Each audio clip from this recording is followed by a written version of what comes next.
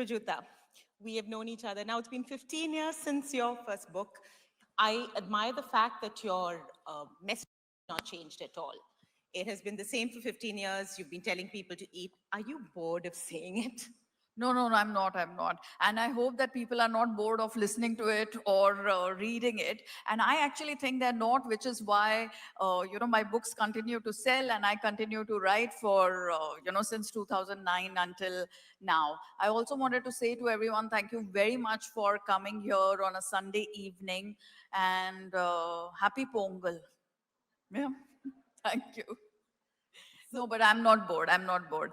I love saying the same thing all the time, and I try and say it in different ways, in a way that people understand. And like the session just before us, I think I use language as an advantage because, in 15 years, the generation has also changed. So I used to message to Gen X, now then later to Gen Alpha, and now to no now Gen Alpha, and I think millennials and Gen Z in between. So it's language and food is interconnected. So I think the message is always relevant as long as it is simple and straightforward. because what happens is with trends, with food trends, Thank you, thank you. with food trends, things change constantly. And right now, of course, we will come to Ozempic. We did a session on that today. But is it difficult to say, eat local, eat simple, eat home food?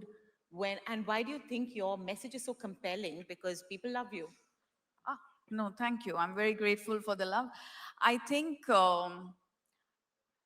it becomes even more important to speak about local, seasonal, traditional, because everyone can see that time and again, the messaging of the weight loss industry, the food industry, and now even the pharma industry, the beauty industry keeps changing. They want us to adhere to a new standard every single day. Every year, if not every month, they have a new superfood that they want us to eat. When I started, ghee was the villain. And today he is like the superhero. No one used to talk about Indian spices back then. Everyone was doing salads. Now people are doing spice shots. People are doing seed shots. People are doing random things now. So at one point they were not, I mean, they were doing random things. Today also they're doing random things, but we are doing different random things.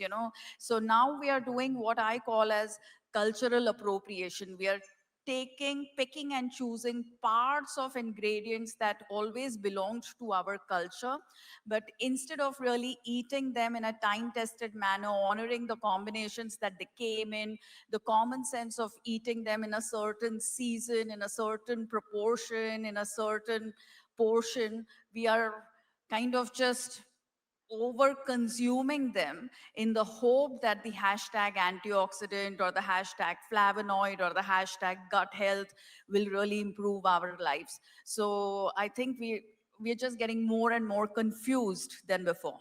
I think for a lot of people, you think that you're looking for a solution. You're continuously looking for a solution and you're saying, okay, there's this diet that's going to work, there's that diet that's going to work. And there's more information than ever out there, but we are more confused than we've ever been right now. Yeah. I have a simple philosophy. If your diet has a name, it is bound to fail. So don't be on any diet. Yeah. Three cheers to that. Thank you very much. So don't be on any diet that has a name because they're going to push a new one onto you. So if it was the South Beach diet at one time, then it's the keto, then it's the IF, then it's the OMAD, then it's all kinds of things. So your diet has to be something where the food has a name in your local or regional language or in your mother tongue, but your diet doesn't need to have a name, and if it has a name, like I said, it is just bound to fail. We are confused and conflicted as compared to ever before because I think of the influx of social media into our lives.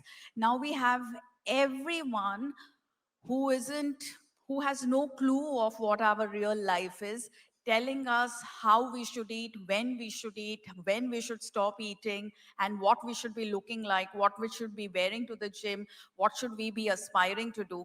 And we are like like cattle being fooled. We are like a herd, with a herd mentality. We are just following. We are going from one trend to another. And like the title of this talk says, getting fatter than ever. When I was thinking that why this whole question, why does dieting make us fat, is really philosophical. And I think the answer to that lies in the other question, which is that why does marriage leave us lonely? So it's the same thing, because we constantly seek external validation. Until the time that we seek external validation, until the time that we choose to reduce ourselves to who we are not in order to get love and acceptance, whether it is a diet or whether it is a marriage, it is going to leave us feeling impoverished, fat, and completely ill at ease with ourselves. Do you think a lot of that has to do with anxiety? Because, and now more than ever, because you're seeing all these things, there's this pressure to look a certain way. You've got Instagram sort of, and our modern phone cameras just showing us every single flaw in our faces. So do you think we are also harder on ourselves? I really think that there is no such thing as a flaw on our face. It is the flaws that make us perfect. It is our imperfections that make us human. If each one of us, thank you, if each one of us was exactly like each other, we would just be products that came out of a assembly line. We wouldn't be humans at all. The whole point of being alive or being healthy and fit is to really have the capacity to make human connections, because that is the stuff that enriches our life. The driver that you guys assigned me to, he has his WhatsApp status says, no matter how you look, if you have a kind heart, you're a beautiful person. And I was like, amazing. This guy needs to be in this session, not me. So there is no such thing as flaws. We look the way we look, and each one of us looks perfectly good. So the only thing that we have to do is change our default. Currently our default is that we look at ourselves in the mirror and we start looking for imperfections. Oh, I'm fat from here, I'm flabby from there, I have one pimple, I have whatever else. We need to change the default, look at ourselves and say, wow, gorgeous. I don't think anyone can look like me, because really no one else can look like you. So that is really your superpower. Use it to your advantage and look like yourself. Embrace who you are. Don't wait for the world or Instagram or anyone else to embrace you or to love you or to accept you. You are really more than enough. And you are more than enough is not some hashtag or motivation. It is the most practical way of leading our lives. Rujuta is like one of those healing balms, no? Like putting aloe vera when you come out of the sun. So right now we're seeing people doing preventative Botox in their 20s. They're doing fillers, they're doing lasers. I saw your skincare routine on Yeah. Reels and I was just so fascinated by it because it really, please tell us because it's so doable. Oh, my skincare routine is that I don't have one, okay? Because I was young when there was no Instagram. But by my gender, being a woman, invariably we are taught to feel that we are somehow lesser or inadequate. And somehow, if we just airbrushed every single pigmentation or patch on our face, if our waist became much smaller, if our hips became just right, and if our arms became perfectly toned, then there was something that we would achieve. And someone told me that this is actually the biggest weapon of patriarchy. You get women so obsessed, no, thank you, with counting calories, eating lesser than what they want, squeezing themselves into a certain size, that they have no bandwidth left to ask the right questions, to bring about the right changes, and to get on with their lives like the way they ought to. So, we don't need, so my skincare routine, I don't have one, but I'll tell you what I do. because I don't just want to look good in my 30s or 40s or whatever. I want to look good for a long time. And that is, I drink water. I get my exercise done before 9 o'clock in the morning because I'm a working woman. I go to bed on time by 9:30. If I'm very late, I go to bed by 10:30. I don't go for parties, nothing. And thankfully for me, I still get accepted, but I'm not going for parties now. Okay, in my 20s I did go for parties, where I was like waiting to like, because at that time in your 20s when you party, the next morning you feel nothing. By the time you get to my age, from 8 p.m. you begin to dread what the party is going to do to your night and the next morning. That's how beautiful aging is. So no late nights for me.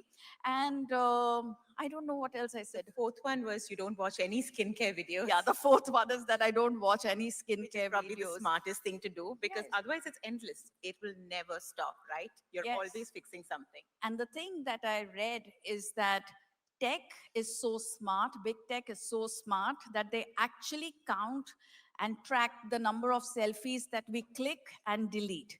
And the more number of selfies we delete, the more you get pushed onto skincare ads, anti aging ads, and diet routines. So even if you click a selfie, make sure that you don't delete it.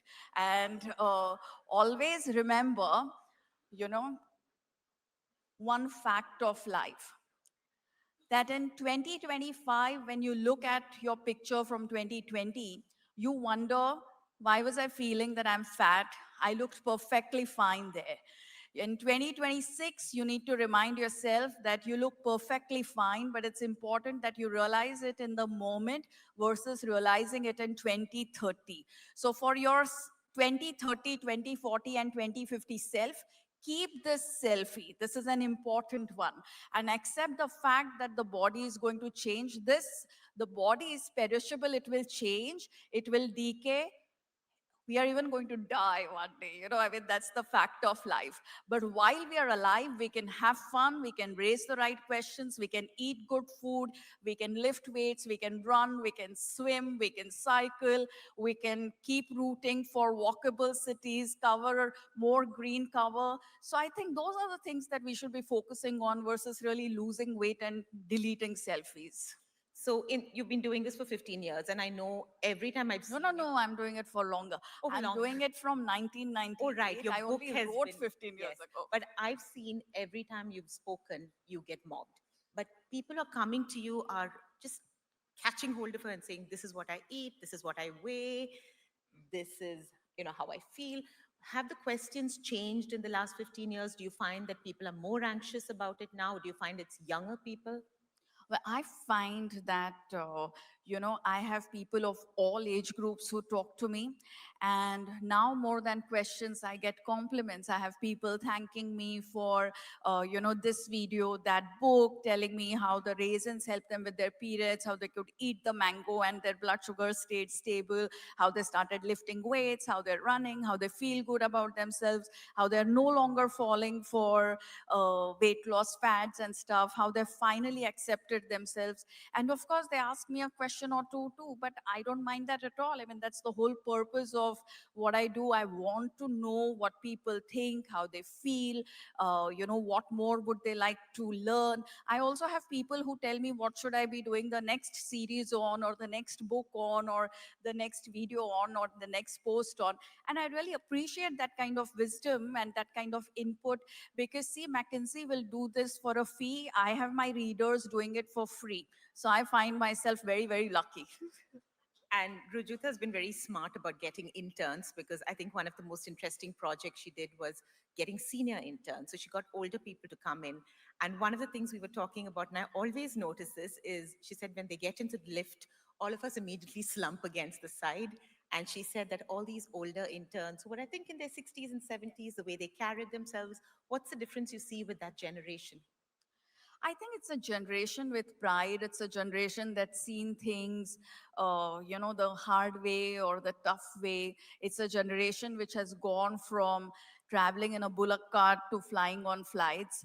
And there is a lot of value addition that they can make to the younger generation. And I really feel that one of the most beautiful things about India is that we continue to live together as different groups of people, whether it is age groups, whether it is religion, whether it is diversity of languages. And I really hope that we kind of preserve that, protect that, and pass it to the future generation, because it's a very important connect to have.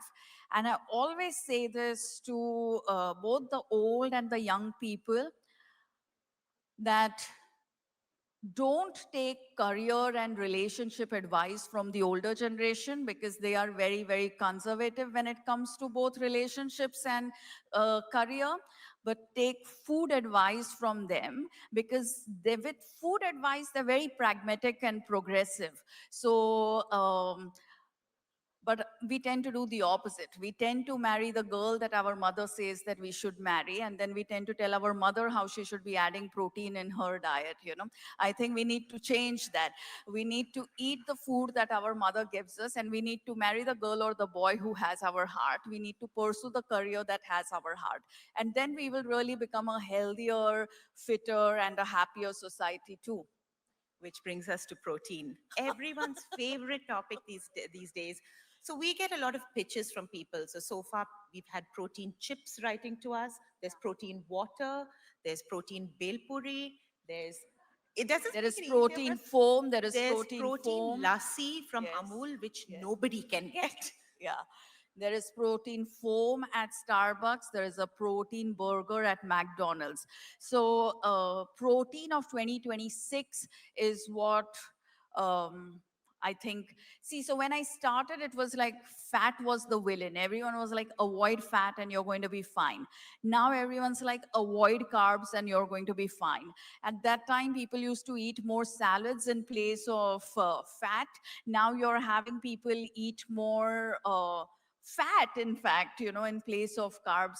So what we need to realize is, in terms of real science, real rigorous science, there is no such thing as protein deficiency.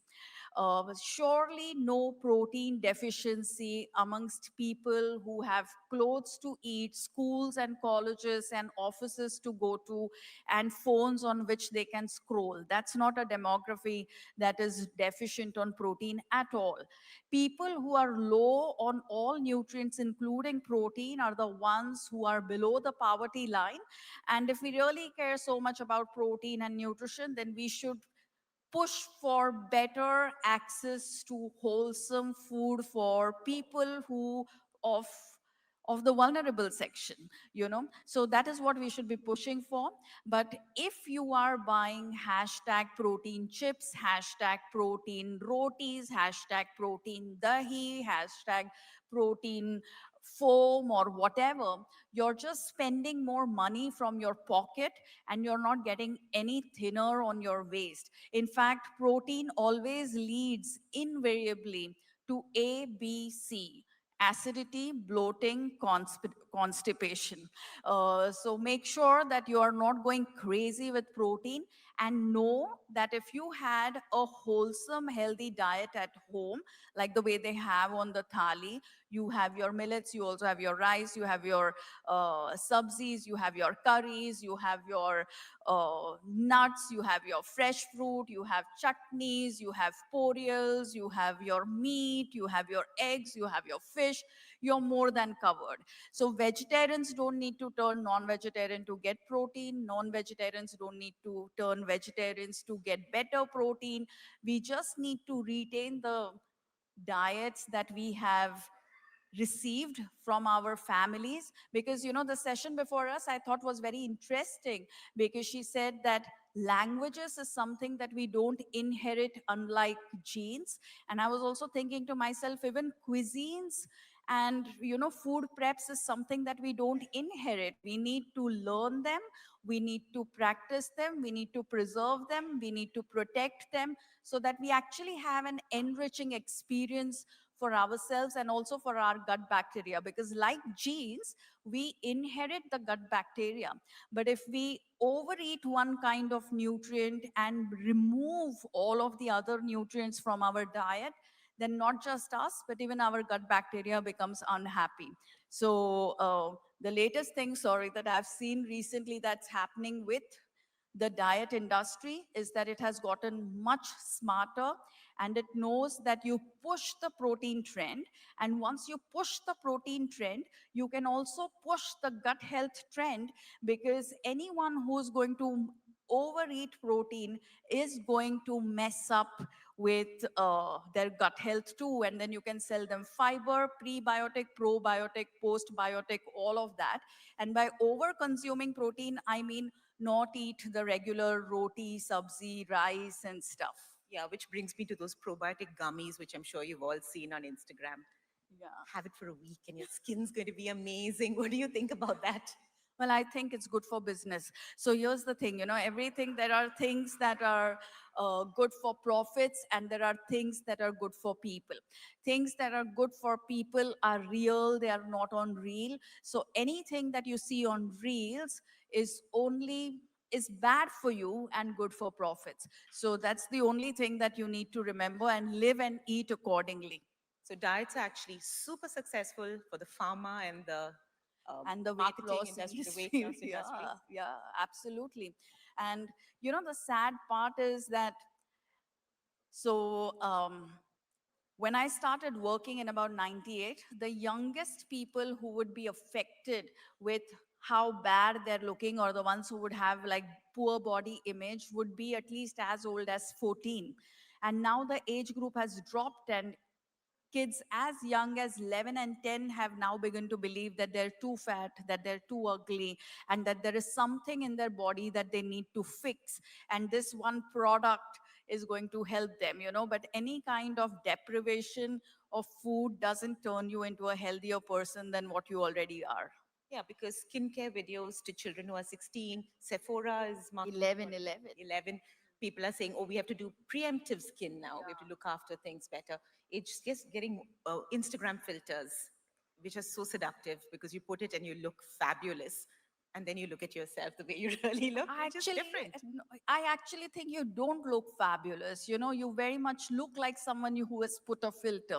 So recently we started working with a girl who's 4 years old, and then she was very childlike, but something about her looked very different. And then I asked her that, have you used a filter? Because, she doesn't live in Mumbai, so we were talking online.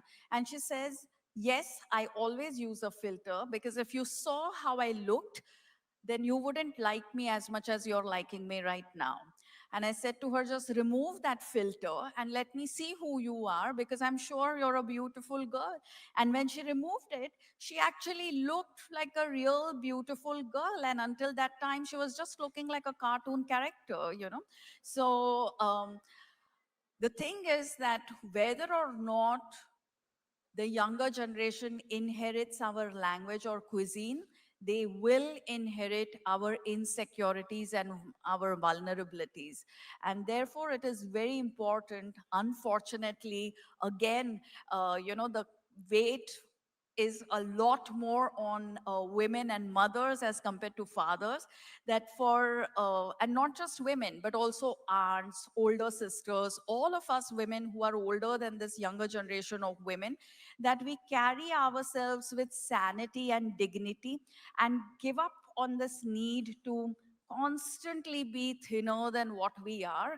Because as long as we feel light on our feet, we are more than fine. Weight is bound to change, but it's important to feel light on our feet while we are alive. And once we are dead, we have 4 people to carry our body, so that's sorted too. So don't worry so much about your weight while you're living your life. So clearly, considering how sorted you are about this, even though you use social media to give your Yes. message, you're not a consumer.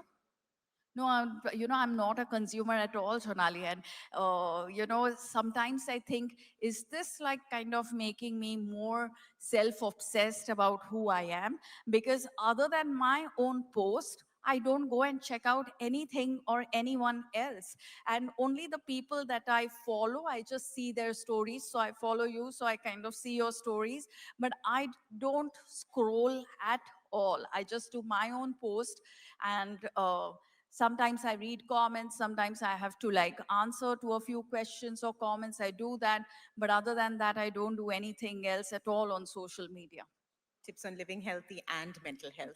No, and I Which think brings us, also being old, you know, for a large part of our life, we didn't have social media. No? So, in yeah. that sense, I think our insecurities, even though we think that they're quite high, are actually much lesser than the insecurities that the young face today.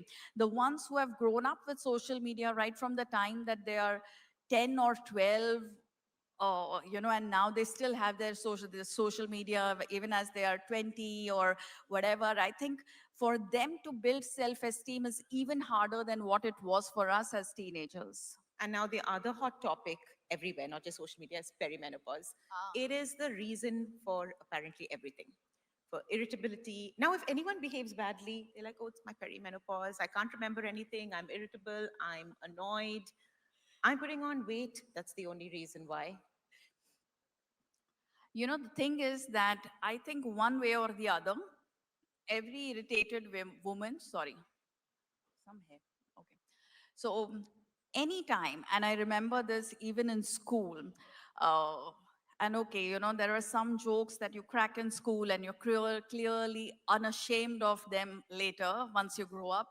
But one of the cool things to say while in school, if your teacher ever got irritated, is that she must not be getting it at home. And you never really said that to a man or about a male teacher. And even later, women in leadership roles, when they are angry, it is always hormones. And when a man is angry or irritated, it's always his drive and ambition. So I think even socially, we are kind of blaming women's hormones for many things. Perimenopause, menopause, postmenopause, however, are natural things. These aren't uh, problems. And but obviously, because it's women, you want to monetize every natural thing. And unfortunately, I feel we are even taking perimenopause and menopause as something with a blend of anti-aging, that you need to kind of not look like this and you need to look a different way.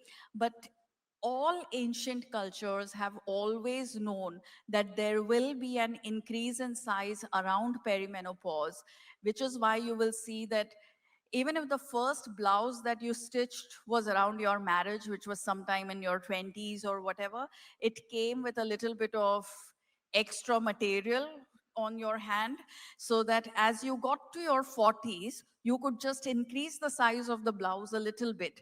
And I think that is really the way to live your life versus really having this crazy need to fit into the same size of dress at any kind of an age, because there are different things that you need to pursue as you get older. Hopefully you have built a good life for yourself and you will have a career, you will have a home, you will have parents who are getting old. There will be so many more things that you need to do, that squeezing yourself into a tinier size should not become priority. Fitness is important so that you can do everything without getting overwhelmed. But if fitness becomes an obsession, then that itself becomes overwhelming and then you can't do anything else at all. So I think the same thing would be with the hashtag. If it's a hashtag perimenopause, hashtag menopause, just don't watch the video or take it with a grain of salt. So, would you say that you should be eating differently and exercising differently at every decade of your life?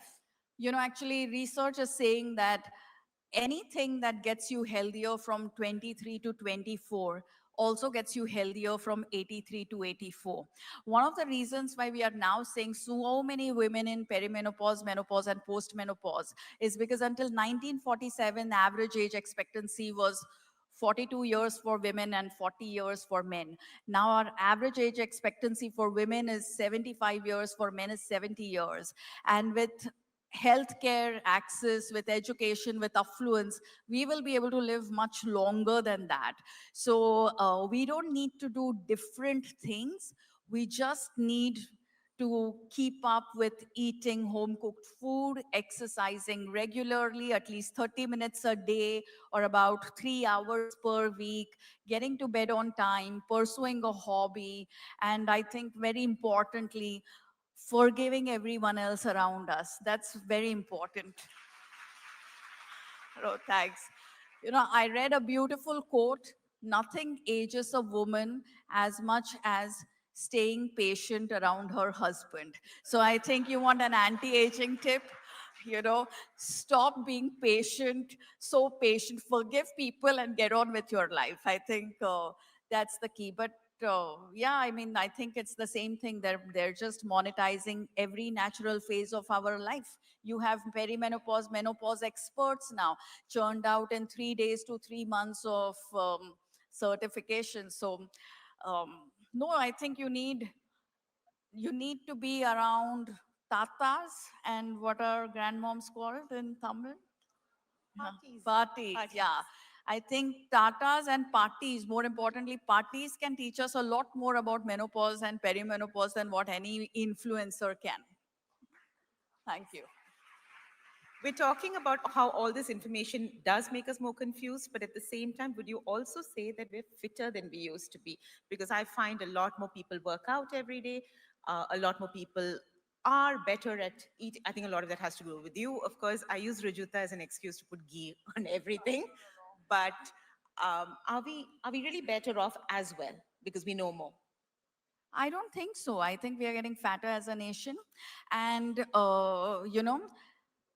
this whole belief that we have that it takes discipline and willpower to get fit is really a misunderstood one. If that is what you think makes us fit, discipline and willpower, then it is coming out of privilege and not out of real understanding. Real health comes when there are better policies, better policies for protecting everyone from air pollution, better policies which keep cities walkable. Thank you. Better policies that bring better maternal health to those who cannot afford it, better policies for the first 1,000 days of a baby's life, better policies in terms of gender equity, in terms of regulation and taxation of junk food, in terms of alcohol and tobacco. That's the stuff that improves the health of a nation, and not gyms, protein shakes, and probiotics. What about Ozempic? Will that, do you think that's just going to be the natural solution ultimately? Because if you look at what Oprah said, she struggled with her weight constantly. Then she went on it, she went off it, and now 1 in 8 people in America is on Ozempic. It's much cheaper over here. Do you think this is where we're going? Much cheaper, matlab it is like it used to be a lakh until recently. I think now it is about 20-25,000 per month, but that is still quite expensive, a lot more expensive than just good old diet and exercise. I think um, there is this study that says that long stay hospital patients, people who have been in the hospital for almost over a year, have similar gut bacteria to each other because of the kind of food that you have access to, and the medicines, and the inactivity, and the wasting that their body goes through. So they all kind of begin to look alike. And I feel the same thing about Ozempic too, that, if you've been on Ozempic, then all people on Ozempic almost begin to look alike, which is why you have the Ozempic face and the Ozempic butt, which talks about the massive wasting that one goes through. And by wasting, I mean loss of musculature, loss of bone density. These drugs were first kind of studied for what they could do in terms of controlling blood sugar, and the weight loss that it brought was a side effect, an unwanted side effect. But today they have become popular for this one side effect. People are taking it for weight loss. So I think technically there is a tiny population which may benefit from Ozempic, but Ozempic or Munjaro for vanity is a complete no-no. Because if you think of yourself as fat in your head, no matter how thin you get, you're still going to see yourself as fat in the mirror because that's the default image that you've built for yourself. So, thank you. So you need to take Munjaro or whatever, Ozempic or whatever, any kind of an intervention with a proper thought and a proper cost and benefit analysis, because the cost, and I don't just mean the financial cost, but the physiological cost is very high. And we haven't even seen these people 5 years later, or 10 years later, or 15 years down the line. But you find people who are exercising regularly and eating correctly, they look like themselves. They all don't begin to look alike. And even if they kind of fall off the bandwagon of eating correctly and exercising, when they get back onto it, they make, you know, rebuilding fitness is much easier than building fitness. So I think everyone should kind of make sure that they're exercising, eating right, sleeping on time, because the only thing that stands the test of time is good old common sense. The boring, monotonous stuff that is not sensational and that doesn't give you any dramatic results, but sustainable results. And sustainable weight loss is 5 to 10% of weight gone per year. So if you start at 100 kilos in January 2026, the whole aim is to be 90 or 95 kilos January 2027. But if you got to 90 or 92 in February 2026, then it is mostly, it's not fitness, it is sickness. So if we talk about their, Thank you.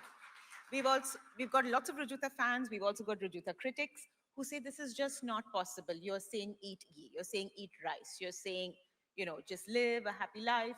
And how are you going to be able to do this? Because what the modern diet industry tells us is unless you're going to take all these interventions, it is really hard. You know, I'll say this as Hindi, like I don't know how many of you understand Hindi, but in terms of criticism, there is, I heard this somewhere, कि अगर कोई गाली नहीं दे रहा है तो ताली मारने के लायक कुछ किया नहीं है, okay? Which basically, no, thank you. Which, so critics are welcome, they're always welcome. And not just constructive criticism, but I also feel targeted criticism is also very welcome, because it is the same, and mostly at women it is about, she doesn't know what she's talking about. We are either marketing geniuses or idiots, one of the two. We are never people who have worked long enough and know what we are talking about. We are never that. So it's fine, it's, you two, it's good to learn that over and over again. But coming back to what about all of these modern interventions? Well, we do know that there is a huge push for thinness in women, and we do know how dangerous that can be, because you don't want to be thin at the cost of your health. You don't want to be thin at the cost of your musculature. You don't want to be thin at the cost of your bone density. So we need to push back by just living, like I said, in a more commonsensical way. And if the whole point is better health, then pills or powders or surgeries or injections are not going to do it. Policies are going to do it. So we need to hold our government and our law officials accountable to policies, because you could be your thinnest version and breathing the nastiest air in the world, or the thinnest version and going on a bridge which could just fall. So how good is that? We need real tangible things to improve our health and our fitness, and for that matter even our chance at longevity. Thank you, Rojit. I know we have great questions from our audience over here. I know you'll have a lot of questions. No comments, save them for social media. Only questions, short questions, and let's go. Okay, all right. And I also think for questions, how many can we take? Three, maybe? We'll have 10 minutes. Okay, fine. So we'll take between 3 to 5 questions. What we'll do is we keep Yeah. the mic here. So don't take the mic to people. Hold the mic. The volunteers can hold the mic, and you could each just ask your question. Just ask your question and ask only one question. All right, I'm going Yeah. there You first. can come out. You come. Yeah, yeah, we'll get there. There's somebody in the middle. Yeah. Would you want to start? Okay. Hi, ma'am. It's an Hi. honor and Hi. pleasure to finally see you. Like, it's Thank you. amazing. I'm a fan, I confess. So, after marriage, I inculcated salads into my husband's diet, and he confesses he never used to eat it before with the dal and the chawal because sprout salads and these green salads, the normal Indian with cucumber, boiled beetroot, and all. So this morning, he read some Twitter thread, I'm sorry to say, of some doctor who said raw veggies you should just avoid because they, especially the cabbages, the different kinds of cabbages, they get those worms into your brains and stuff like that. Nice. So, what is your take on salads? Having How salads with long have you been married? it's been 6 months, 10 months. Sorry. 10 months, yeah. I thought as much, that this is going to be a new marriage. Yeah. So, yeah. Yeah, that lady there. See, the thing is that, you already have porioles and you have some kachumber as a part of a wholesome diet, yes. But a green salad and stuff so that you can eat your regular meal lesser, no. And making changes in your husband's diet to make him healthier, strict, no, no. Don't bother doing that. Next question. Your question, please. Hi, I'm lovely hearing the both of you in conversation. One thing I want to ask was you spoke about how nowadays people are talking a lot more about this perimenopause, different hormonal phase of the women being monetized, and now it's being branded as the pink tax. And a lot of more brands, while they are propagating this pink tax, there's also equal awareness going against it. How do you think us women as consumers can evade this pink tax? And will there be a point where it does affect brands pushing this even more into our faces?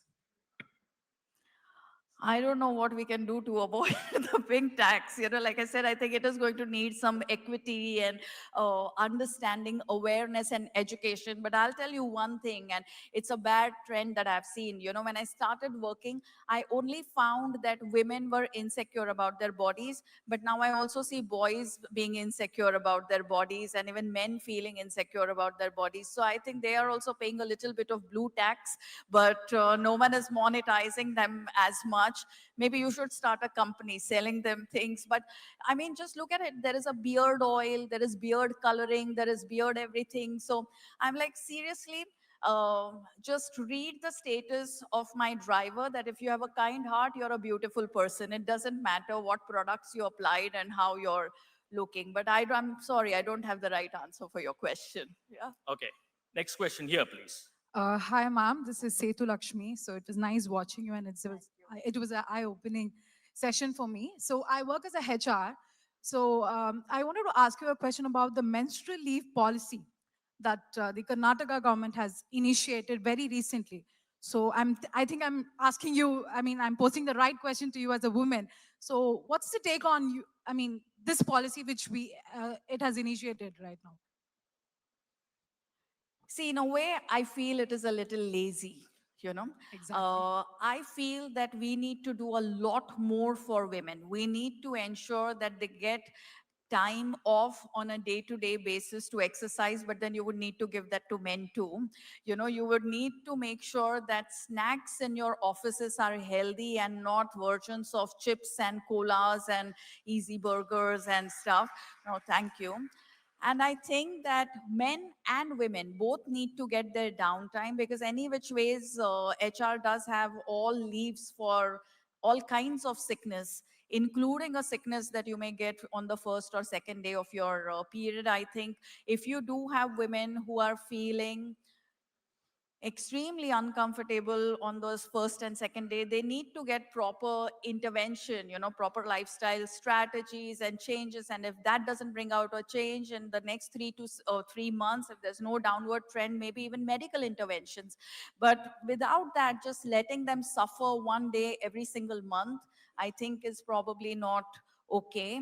But yeah, that's what we have for now. And I also know that there are a few companies who really now have menopause policies for for all women, and they are even sensitizing men in managerial roles to support women in perimenopause, menopause better, because if a woman has lasted in your company all the way up to menopause, I think she deserves love, care, and all the freedom that your company can give you. Yeah, thank you.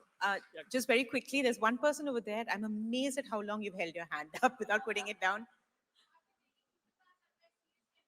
Oh, Shabash. Lovely. Thank you. Yeah. I'll come to you. I'll come to you next. I'll come to you next.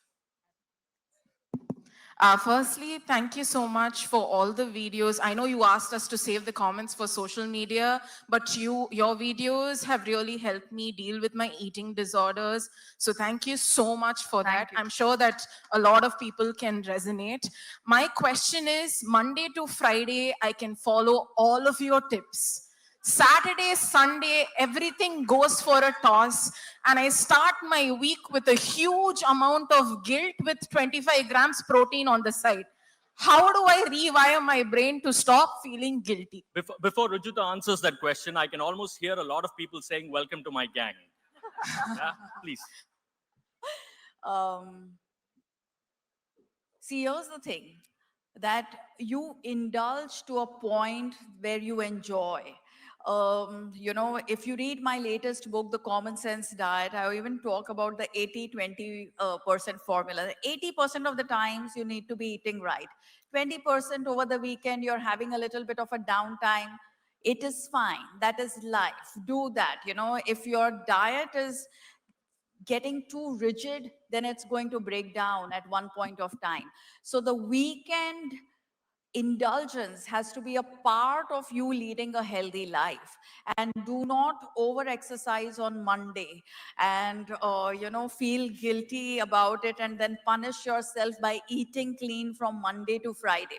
Eat normally Monday to Friday and eat normally on Saturday and Sunday, but eat a little more, eat a little extra, eat that pastry, because that's the whole point, of a weekend. But if you're feeling guilty about what you're doing, then you don't really follow everything that I'm saying. And eat to a point of joy.